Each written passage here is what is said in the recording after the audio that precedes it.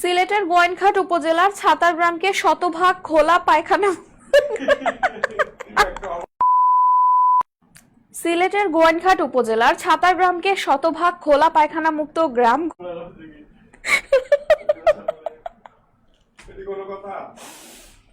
এটাই যে ওয়ার্ডটা কি অন্য কিছু বলা যায় না নাকি আজব।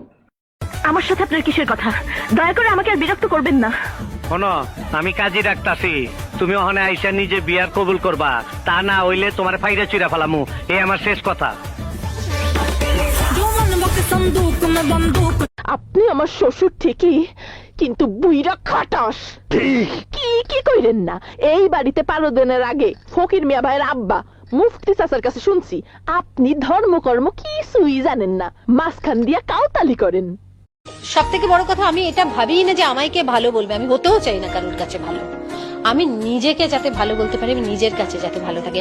আমাকে কে ভালো বললো, কে খারাপ বললো, কে কি বললো, আমার কিচ্ছু যায় আসে না, ম্যাটারই করে না আমার। কিন্তু আমি নিজের কাছে যাতে স্বচ্ছ থাকি। তোমার হাসি খুব সুন্দর, আমার কান্নাও খুব সুন্দর। একটু কেঁদে দেখাবে? সব সুন্দর এক রাতে দেখতে নেই। চাদরে জড়াইয়া নিথর দেহ, ডাক দিয়া কবি বলিলেন, আমার আপন হইল না কেহ। আমি থাকতেই যারা বুঝলে না, খাটিয়ায় শোয়ার পর লোক দেখানো কেঁদো না। নাচতে না জানলে মদ খান, কতদিন আর উঠানের দোষ দিবেন?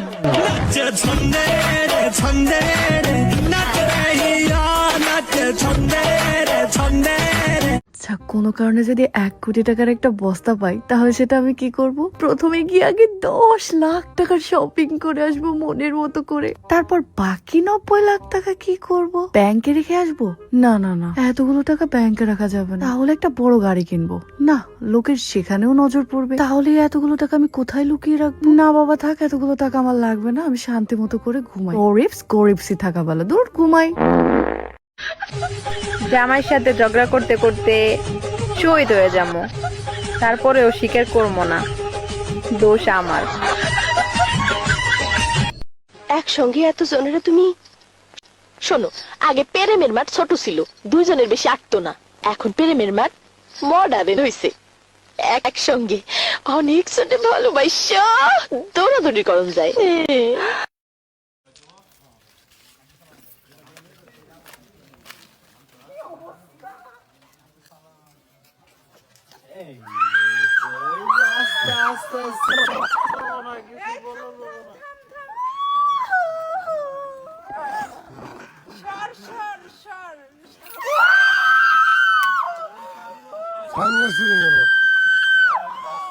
কিসের আবার ভবিষ্যৎ?